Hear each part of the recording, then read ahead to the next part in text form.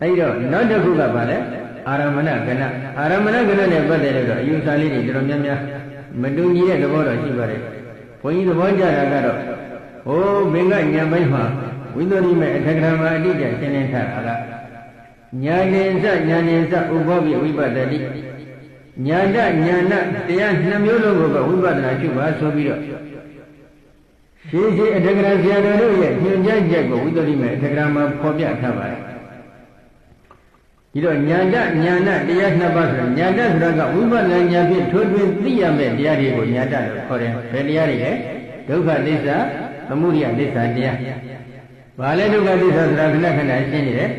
အတိဏကပုထုပ္ပဣဇဒပိဋကသတ္တိဖြင့်12မျိုးသောချက်ဖြင့်ဒီကနေ့ဥပါဒနဲ့ခန္ဓာ၅ပါးនេះဘာသစ္စာလဲဒုက္ခသစ္စာရောင်ကျိုးဆက်နေတဲ့ပရိစ္ဆသမုပ္ပါသဘောတရားတွေကသမုဒယသစ္စာထိုဒုက္ခသစ္စာတရားသမုဒယသစ္စာတရားနှစ်ပါးသည်ညာတဝိပဿနာဉာဏ်ရဲ့အရှုခံအာယုဝိပဿနာဉာဏ်ဖြင့်ထိုးထွင်းသိရမယ့်တရားတွေဖြစ်တယ်ထိုဝိပဿနာဉာဏ်ဖြင့်ထိုးထွင်းသိရမယ့်တရားတွေကိုလည်းအနိစ္စဒုက္ခအနတ္တလက္ခဏာသုံးတန်တည်ပြီးတော့ဝိပဿနာရှုပါညာဏဆိုတာကထိုညာတအမိရနေတဲ့ဝိပဿနာဉာဏ်ရဲ့အကျုပ်ကအာယုတရားတွေကိုထိုးထွင်းသိနေတဲ့ဝိပဿနာမဟာကုသိုလ်မနောဓာရိကဇောဝိနိစိတ်အစဉ်ဖြစ်ပါတယ်ဒါကပုရုဇဉ်နဲ့သိက္ခာပုဂ္ဂိုလ်များအတွက်ရည်ရွယ်ပြောတာပါနော်ယဟန္တာပုဂ္ဂိုလ်တွေအတွက်တော့မဟာကရိယာဇောဝိနိယဟန္တာပုဂ္ဂိုလ်များအတွက်ကတော့မဟာကရိယာဇောဝိနိစိတ်အစဉ်ဖြစ်ပါတယ်ထိုဇောဝိနိစိတ်အစဉ်နဲ့မှပုရုဇဉ်သိက္ခာတွေအတွက်ကတော့ကုသိုလ်ဇောဝိတိစိတ်အစဉ်မဲ့မနောဒရဝဇ္ဇဇောခဏိတိအနေနဲ့ဖြစ်တော့ထိုဇောဝိတိစိတ်အစဉ်နံတရားတွေကိုဝိပဿနာဇောဝိတိစိတ်အစဉ်လို့ခေါ်တယ်ထိုဝိပဿနာဇောဝိတိစိတ်အစဉ်မှာပါနေတဲ့ပင်ကြီးတွေစိတ္တိကိုညာဏလို့ခေါ်ပါတယ်ဒီညာဏဆိုတဲ့ပင်ကြီးတွေစိတ္တိကိုဝိပဿနာရှုလိုက်ရင်ရှင်ပဲစိတ်စိတ္တိကိုဘုရားပူးတွက်ပြီးတော့ဝိပဿနာရှုရပါတယ်အဲဒီလိုရှုရတော့ဒီအရှုခံအာယုန်နေကိုညာတရှုတတ်တဲ့ဝိပဿနာဇောဝိတိစိတ်အစဉ်ကိုညာဏထိုညာတညာဏတရားနှစ်မျိုးလုံးကိုပဲတပံပြန်ပြီးတော့ဝိပဿနာရှုပါလို့ဒီလိုညွှန်ကြားထားနော်အဲ့ဒီညွှန်ကြားတဲ့အရာဝိပဿနာနယ်မှာအရှုခံအာယုန်တွေကိုထိုးထွင်းသိတတ်တဲ့ညာဏတရားတွေပါလေဝိပဿနာဇောဝိတိစိတ်အစဉ်ပဲတနည်းအားဖြင့်ပြောရင်တော့ဒီဝိပဿနာဇောဝိတိစိတ်အစဉ်ဒီဝိပဿနာဉာဏ်ရဲ့အရှုကအာယုန်တွေကိုအာယုန်ယူတတ်တဲ့သာရမဏတရားပဲအာယုန်မယူတတ်တဲ့တရားဟုတ်သလားမဟုတ်ဘူးဒီတော့အာယုန်ယူတတ်တဲ့သာရမဏတရားဘက်မှလဲမန္တတိကဏသုမကဏကိစ္စကဏကဏသုံးမျိုးပြောရအရှုခံဖြစ်တဲ့ဒုက္ခသစ္စာသမုဒယသစ္စာတရားဘက်မှလဲသန္တိကဏသုမကဏကိစ္စကဏပြောရဘုနကအရှုခံတရားဘက်မှာသန္တိကဏသုမကဏကိစ္စကဏပြောပုံကိုပြောပြီးပြီခုရှုတတ်တဲ့ဝိပဿနာဉာဏ်ဘက်မှာလဲသန္တိကဏသုမကဏကိစ္စကဏပြောအောင်ရှုရဝိဟိကမနောဒွါရဝဇ္ဇဇောခဏကြီးထိုဇောရည်ကြီးဝိပဿနာဇောဝိတိစိတ်အစဉ်ဖြစ်အဲဒီတော့ဤကမနောဒွါရဝဇ္ဇဤကပရမဇောဤကဒုတိယဇောဤကတတိယဇောဤကသရုဒ္ဓဇောဤကပိစမေဇောဤကသတ္တဇောဤကတတ္တမေဇောလို့ဒီလိုတစ်လုံးစီခွဲခြားစစ်ပြပြီးသိရင်ဒါသန္တိကဏပြောပြီးအဲဒီလိုတစ်လုံးစီခွဲခြားစစ်ပြသိပြီးတဲ့အခါစိတ်တဲ့ခဏအတိုင်းဒီဇောဝိတိရဲ့စိတ်တဲ့ခဏအတိုင်းမှာလဲဤကဖတ်တဤကဝေဒနာဤကတင်ညာဤကစေနာဤကဝိညာဉ်သတ္တိဖြင့်ခွဲခြားသိပြသိရင်သမုဟခဏပြောပြီးတခါဖတ်တကအတိစိတ်ကဘာလုံငန်းကိစ္စလုပ်တယ်ဖတ်တကဘာလုံငန်းကိစ္စလုပ်တယ်ဝေဒနာကဘာလုံငန်းကိစ္စလုပ်တယ်တင်ညာကဘာလုံငန်းကိစ္စလုပ်တယ်စေနာကဘာလုံငန်းကိစ္စလုပ်တယ်သတ္တိဖြင့်လုပ်ငန်းကိစ္စတွေကိုခွဲခြားသိပြသိခဲ့ရင်ကိစ္စခဏပြောပြီးဒီတော့အရှုခံအာယုံဖြစ်တဲ့ညာတတရားဘက်မှာလဲတဏှိကဏသမုဟကဏကိစ္စကဏပြောရရှုတတ်တဲ့ဝိပဿနာဇောဝိတိစိတ်အစဉ်ဘက်မှာလဲတဏှိကဏသမုဟကဏကိစ္စကဏပြောရ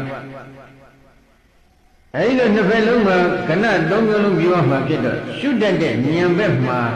ဝိပဿနာဇောဝိတိဘက်မှာသိရှိတဲ့တဏှိကဏသမုဟကဏကိစ္စကဏသုံးမျိုးကိုတော့အာရမဏကဏဆိုပြီးတော့ဒီလိုစုပေါင်းပြီးခေါ်ထားတယ်နော်အာယုယူတတ်တဲ့တရားဘက်မှာလည်းကဏသုံးမျိုးပြုအောင်ရှုပါလို့ဒီလိုဆိုလိုပါတယ်နော်အဲဒီလိုရှုနိုင်တဲ့အချိန်ခါကြတော့မှဘာဖြစ်တယ်လဲ နန္ဒတတုယောဝိနိဘောဇိတဝကနဝိနိဘောဂေကတိယထာဝသရတတောအနတ္တလက္ခဏာဥပဋ္ဌာတိနာနတတုယောတိတိသောယုတ်တနန္တတို့ကိုဝိနိဘောဇိတဝတလုံးစီခွဲခြားဝေဖန်၍ကနဝိနိဘောဂေယုတ်တို့ယုတ်ခဲနန္တုနံငယ်တို့ကိုဖြုတ်ခွဲဖြစ်စည်းခြင်းကိုကတိပြုလုပ်နိုင်ခဲ့သည်ရှိသောအနတ္တလက္ခဏာတိယထာဝတရတတောဟုတ်မှန်တိုင်းသောမိမိရဲ့သဘောလက္ခဏာအဖြစ်ဥပါဒာတိယောဂဝဆရာပုဂ္ဂိုလ်၏အတိညာနှင့်သင်ရှားစွာတည်၍လာပေ၏သမောဟဝိတောတိထေကရာကြီးခန္ဓာနေတိတာဘိုင်းမှာဖွင့်ဆိုထားပါတယ်နော်ဒီလိုရုပ်တို့ရုပ်ခဲနံတုံနံငယ်ခေါ်တဲ့ယုတ်ကနနံကတတွေကိုတလုံးစီဉာဏ်ဖြင့်ခွဲခြားသိပြန်ဖြိုခွဲပြီးရှုပွက်သုံးသပ်နိုင်ပါမှအနတ္တရောင်ကြီးတော်သည်ထွက်ပေါ်လာမယ်အနတ္တလက္ခဏာကိုခဏဖုံးတယ်ဆိုတာအတုံးခဲကြီးကဖုံးထားတယ်။ဘာဖြစ်လို့လဲ။ယုတ်ကလကလေးတွေကိုဓာတ်ခွဲနိုင်ပြီးထိုယုတ်ပရမတရားတို့ရဲ့ဖြစ်ပြီးပြည့်နေတဲ့သဘောကိုဉာဏ်နဲ့မြင်တဲ့ယောဂဝဆရာပုဂ္ဂိုလ်ရဲ့တန်တမှဒီယုတ်တရားတွေထဲမှာခိုင်မာတဲ့အနှစ်တရအတ္တဆိုတာရှားလို့မရဘူး။ထိုအခါမှာအနတ္တဉာဏ်အမြင်မှန်ရှင်းစွာပေါ်လာမယ်။နံတရားတွေမှာလည်းစိတ်တဲ့ခဏတိုင်းမြင်ပြီးစိတ်တဲ့ခဏတိုင်းမှာရှိတဲ့ပရမတ္တဓာတ်တွေကိုလည်းမြင်ပြီးစိတ်တဲ့ခဏတိုင်းဆိုတာကမိမိရှုနေတဲ့ဝိသိစိတ်အစဉ်ကိုပြောနေတာနော်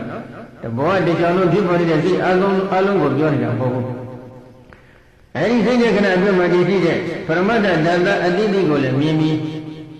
တို့ပရမတ္တဓာတ်တို့ရဲ့ဖြစ်ပြီးပြည့်နေတဲ့အချင်းရာတွေကိုလည်းမြင်နေပြီးအဲဒီလိုမြင်နေတဲ့ပုဂ္ဂိုလ်ရဲ့တန်တာနဲ့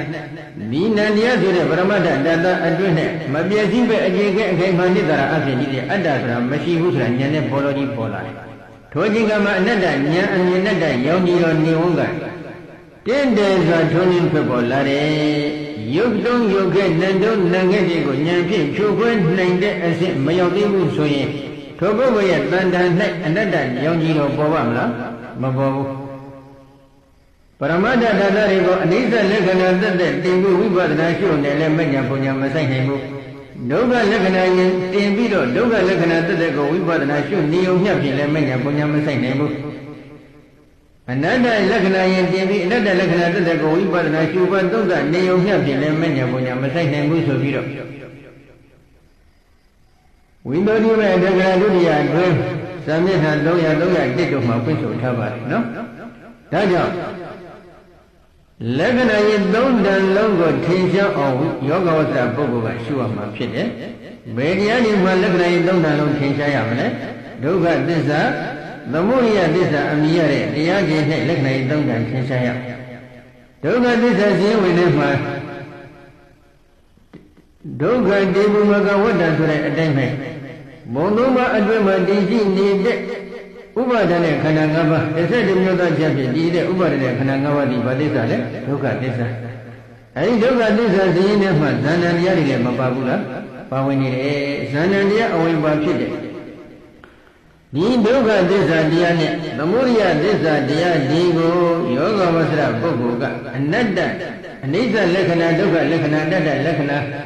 ဏာရဲ့3တန်တည်ပြီးတော့ဒီနည်းဝိပဿနာရှုရမှာဖြစ်တယ်အဲဒီလိုရှုနိုင်တဲ့အချိန်ခါကျတော့မှလက္ခဏာရဲ့တစ်ခုကိုဉာဏ်လက္ခဏာ2ပါးကအာကြည့်သောမြညာဥပနိဒယပစ္စယတတ္တိနဲ့ယေရှုပြုပေးမှအနိစ္စနုပဒနာဉာဏ်ကအနိစ္စလို့တွင်တွင်ရှုနေတဲ့အနိစ္စနုပဒနာဉာဏ်ကအနိစ္စသင်ညာကိုဖြိုခွဲနိုင်မယ်